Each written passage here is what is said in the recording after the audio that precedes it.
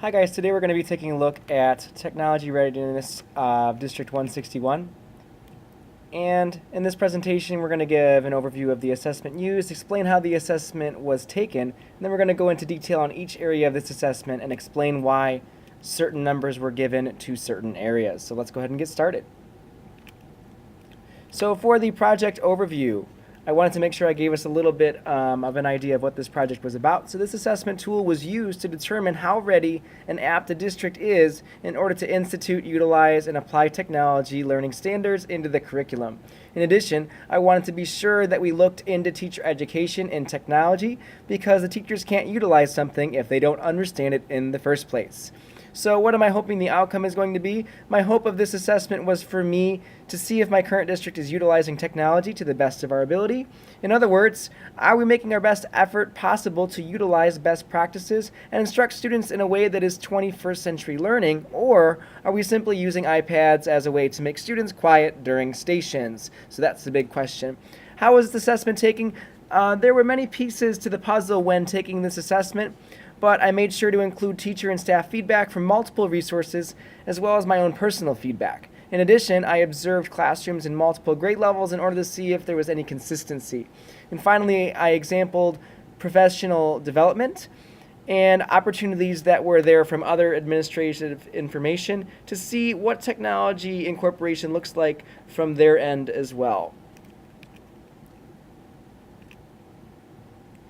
So let's take a look-see. So just to give you guys an idea of the assessment breakdown here, there were four main areas. The first point that you could get was meaning that you needed extensive restructure. The second one meaning that you are approaching the readiness of whatever area it is that we were looking at, but you still needed some more work. The third point would mean that you are ready for learning. In other words, this technology standard has been met and you are ready to move.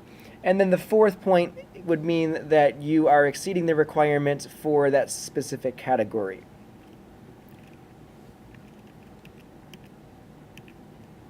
So if we take a look at our assessment questions, there was 11 main sections, and I'm not going to read through each one of them right now. However, I wanted to make sure that I address that all of these are focused on teachers, students, or administration working together to incorporate technology's best practices in the classroom according to the technology standards. So every section was assessed through teacher feedback and database on information given by the district. So let's take a look at section 1. So for section 1, we were taking a look at teachers or teams setting goals to improve technology use and effectiveness in the classroom. And we received a 2 out of 4 for this. And the real reason for this is everyone is sort of doing their own thing, and there's not really a sign of unity or cooperation. So although there's goal setting in the classroom, it's not always really tech incorporated, and it seems as though a lot of us aren't on the same page here. For section 2, I wanted to take a look at teachers receiving professional development to improve technology integration in different areas of their instruction. So there is professional development on multitudes of levels in this program throughout the school year. So we received a 3 in this area, and the big reason is that throughout the school year part. So big reason for this is we do FIUs, which is Flossmoor, Illinois University. And I've taught a few classes about incorporating technology in these, and I've also attended others for myself to gain knowledge. So there's definitely a multitude of areas that we can improve ourselves with technology integration in the district.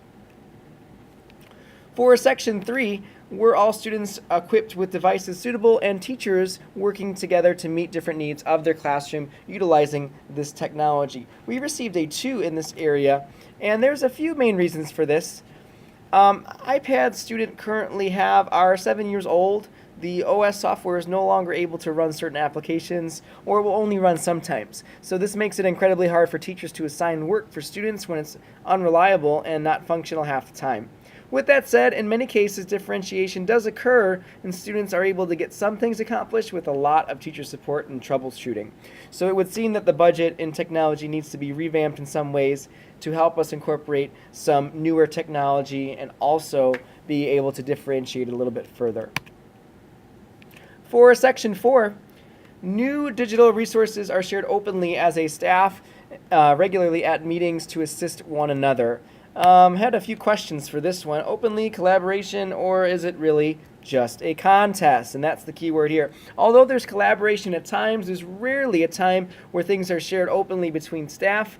It seems as though it's always a competition to see who is doing the best to improve their students' test scores, but there's not really much assistance to help other staff on a daily basis, unless you're pulling teeth here. There's definitely a room to improve here, so that is why we got a 2.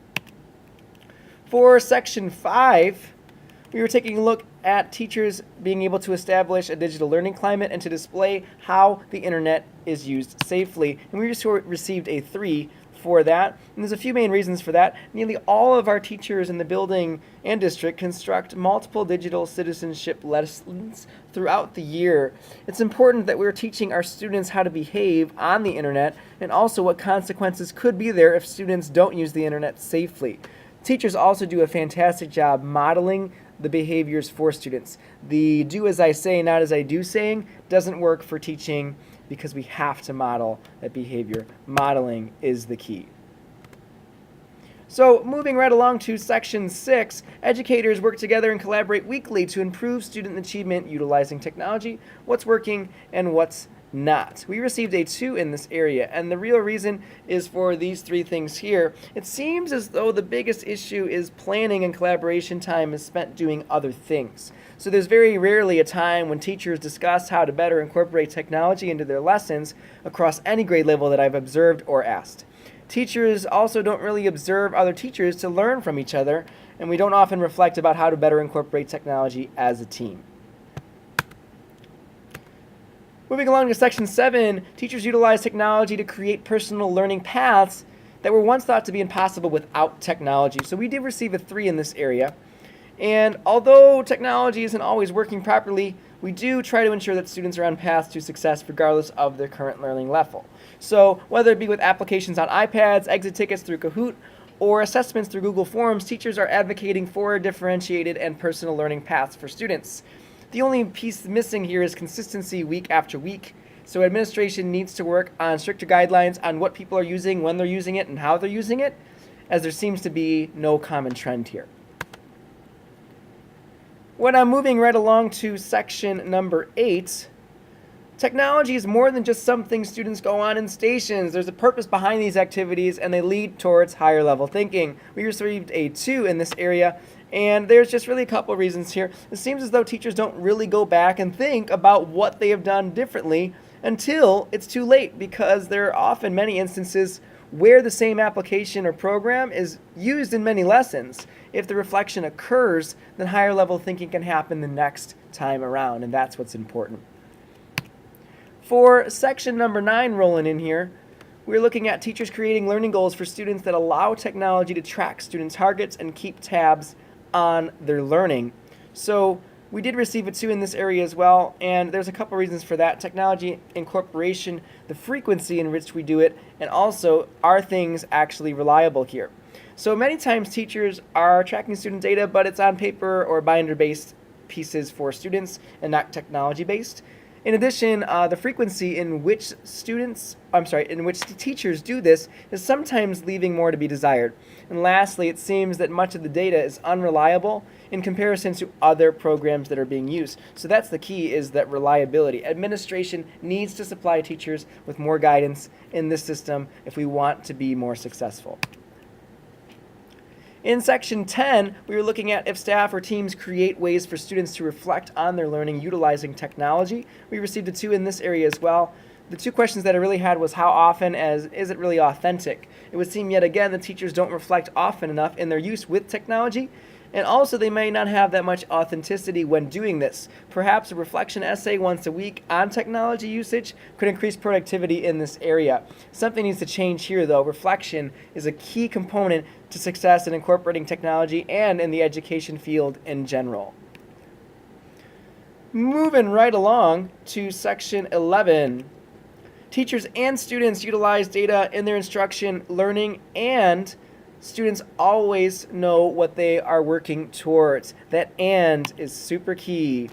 When we're going across through, students must also realize that their own data and know what they are working towards. We are very data driven in our district but we need to work more on utilizing objectives and having students work towards a goal that they're already aware of. If you don't know the goal, how will you ever reach it? And that's why we received a 2 in that area.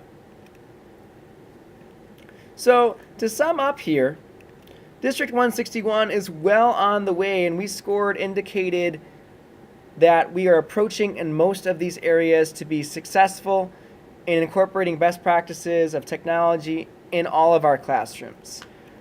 The issue is that we've had technology for over 5 years, so we need further IT support. The district needs to be able to troubleshoot these issues and utilize a budget that institutes newer functioning technology. In addition, the administration needs to have further content knowledge in teaching with technology so that they know how to guide their teachers in the classroom. More professional development is needed.